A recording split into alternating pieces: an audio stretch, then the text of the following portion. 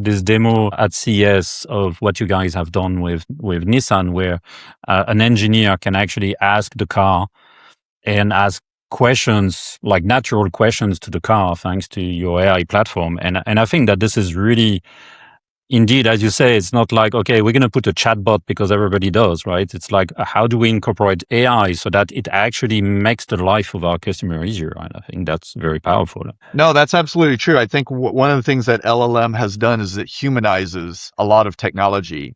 And automotive, in many ways, needs to be humanized because more and more tech is going into vehicles.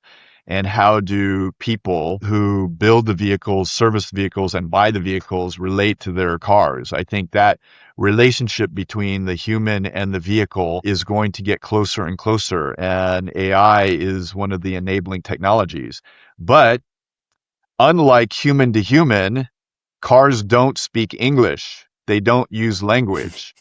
So, where's the connective tissue between the human element and the machine element? That's where our technology lies. Would you say that the narrative that you use to present either Sonatus as a company or either what the products you do, would you say that you need to adapt based on who you have in front of you, whether it's in Korea or Japan or Europe? Yeah, I would say always we're adapting. I mean, there are some commonalities in culture in, just from an industry perspective, but as many commonalities as there are from OEM to OEM, there's also a lot of differences.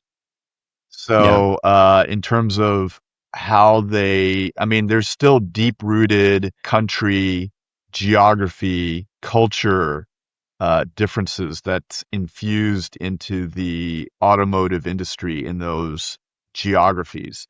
So we have to be very, very aware, respectful, and fit in to each OEM slightly differently. That's absolutely the case. But there are commonalities, right? It is a common industry, so it's interesting as we bring, and that's why I think we have a very rich, diverse set of automotive talent here, from folks from Hmm. Germany, from France, from Korea, from Japan, across APAC, across EMEA, and India, that we can apply some of the cultural differences and make it a strength. So in this industry, you have to be global, right? And understanding not just the automotive culture, but the geography is just as important. But would you see from your point of view a difference in adoption of new tech and AI in particular in the different regions?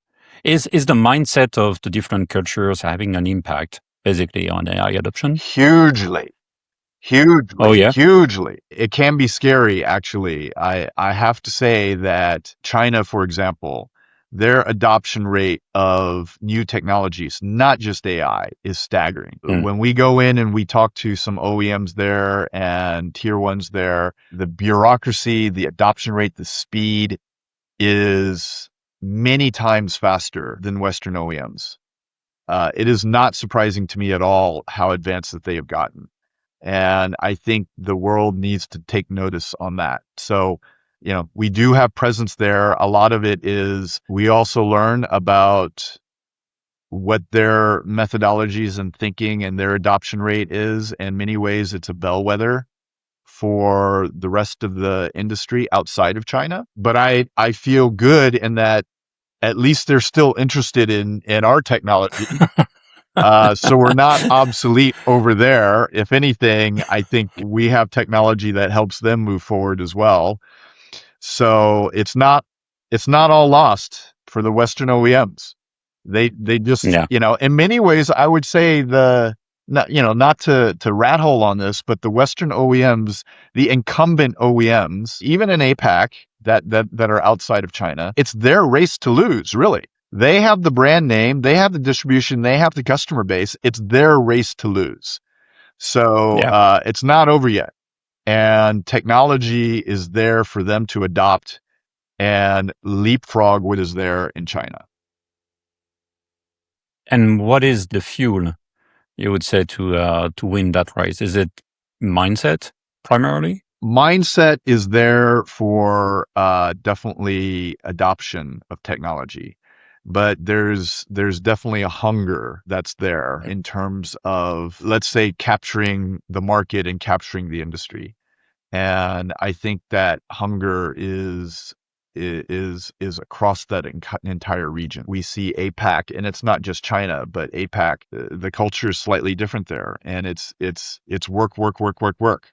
It's funny, people talk about China doing 996. Have you heard of this? They work from 9 a.m. to No. 9 p.m. 6 days a week. Actually, we're finding that's more 007. It's midnight to midnight, 7 days a week. Oh When my we gosh. say, oh, when are you guys available? They go, oh, Saturday, anytime, Sunday, anytime.